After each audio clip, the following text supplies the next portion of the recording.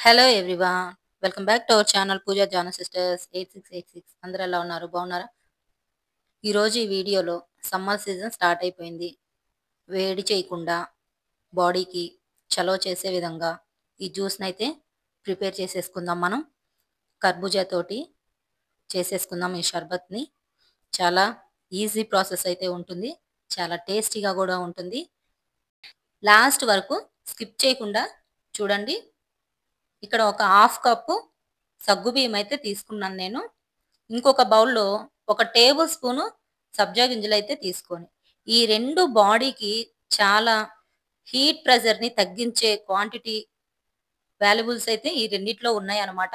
సగ్గుబియ్యం కానీ సబ్జా గింజలు కానీ బాడీకి చలవ చేయటానికి చాలా యూస్ఫుల్ అయితే ఉంటాయి. ఈ సమ్మర్లో మెయిన్గా బాడీకి హీట్ ప్రెజర్ని తగ్గించే విధంగా ఉంటాయి అన్నమాట. ఒక టేబుల్ స్పూను సబ్జా గింజలు తీసుకొని వాటర్లో నానపెట్టేసుకున్నాను.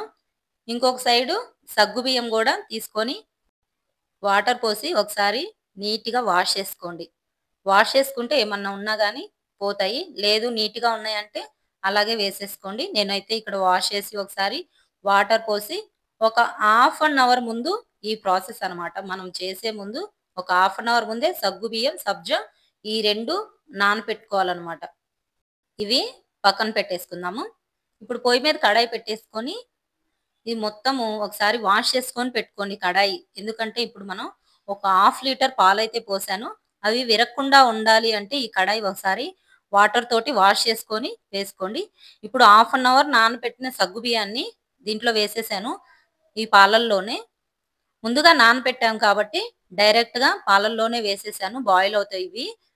లేదు అప్పటికప్పుడు అనుకుంటే వాటర్లో బాయిల్ చేసుకొని సపరేట్గా ఈ పాలల్లో వేసేసుకోవచ్చు.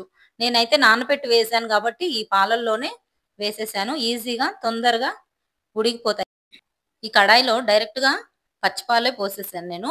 ఒక పొంగు వచ్చిన తర్వాత సగ్గుబియ్యం వేసుకోండి. ఒక 5-6 పొంగులు వచ్చేసరికి ఈ సగ్గుబియ్యం కూడా చక్కగా బాయిల్ అయిపోతాయి. చుట్టూ క్రీమీ స్ట్రక్చర్ అయితే వస్తుంది. అవి తీసుకుంటూ బాయిల్ చేసుకోండి. ఒక కప్పు ఇక్కడ షుగర్ అయితే వేసేసుకున్నాను నేను. మీకు టేస్ట్ తగ్గట్టు వేసుకోండి. పర్ఫెక్ట్గా ఉండాలి అంటే షుగర్ టేస్ట్ స్వీట్గా ఒక కప్పు అయితే సరిపోతుంది. ఈ జ్యూస్ థిక్నెస్ కోసము ఇక్కడ కస్టర్డ్ పౌడర్ అయితే తీసుకున్నాను నేను. ఒక 2 టేబుల్ స్పూను. ఇది ఫ్లేవర్ అనమాట.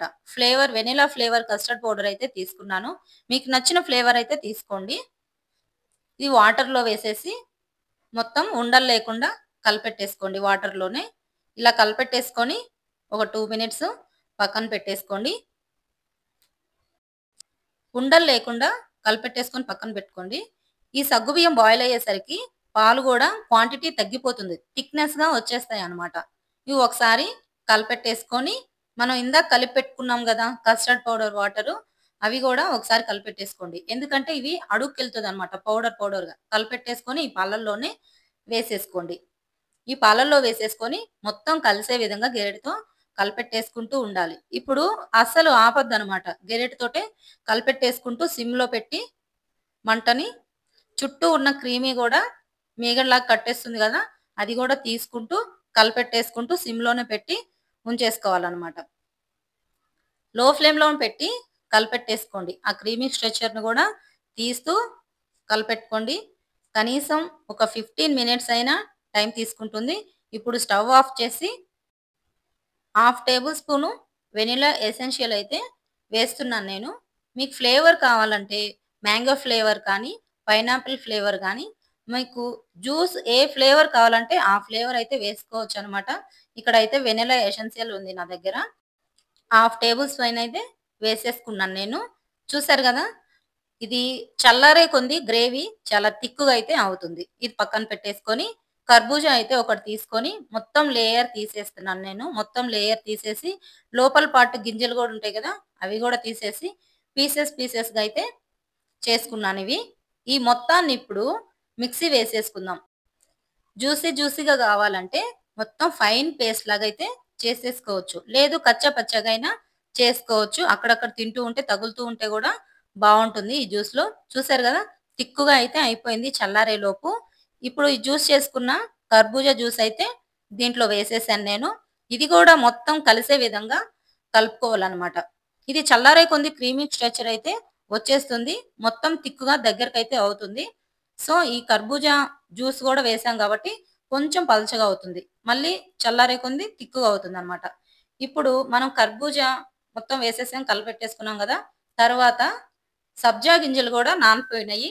ఒక హాఫ్ అన్ అవర్ ముందు నానపెట్టేసాం గదా! అవి గూడా ఒక 2 గెరిటెలైతే వేసేసుకున్నాను నేను. ఒక టేబుల్ స్పూన్ సబ్జా గింజలేస్తే నానేసరికి ఒక 2 గెరిటెలైతే సబ్జా మొత్తం ఉబ్బిపోయి వచ్చేసినాయి.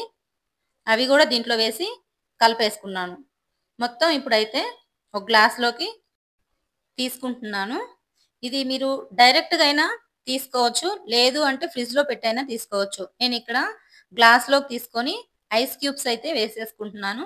ఇలా ఐస్ క్యూబ్స్ ఏసుకొని ఈ సమ్మర్ సీజన్‌లో చల్ల చల్లగా తాగుతూ ఉంటే బాడీకి చాలా కూల్‌గా ఉంటుంది. ఈ వేడి ప్రెషర్ అనేది గూడా బాడీలో తగ్గుతుందనమాట. బాడీకి చాలా చలువ ఉంటుంది. సగ్గుబియ్యం, సబ్జా వేసాం గాబట్టి హీట్ ప్రెషర్ అనేది ఉండదనమాట ఈ సమ్మర్‌లో. ఇలా చాలా రకాలుగా జ్యూస్‌లయితే చేసుకోవచ్చు. చాలా టేస్టీగా గూడా ఉంటుంది. ఇది మీకు కావాలంటే ఫ్రిడ్జ్‌లో పెట్టుకొని గూడా తీసుకోవచ్చు. చాలా చల్లగా గూడా టేస్టీగా ఉంటుంది. చూసారు గదా! నచ్చింది గదా ఈ జ్యూసు. ఐస్ క్యూబ్స్ గూడా వేసుకున్నాను నేను దీంట్లో. నచ్చితే మన వీడియోకి లైక్ చేయండి, సబ్స్క్రైబ్ చేయండి, షేర్ చేయండి, కామెంట్ చేయండి. Thanks for watching. Bye. See you soon.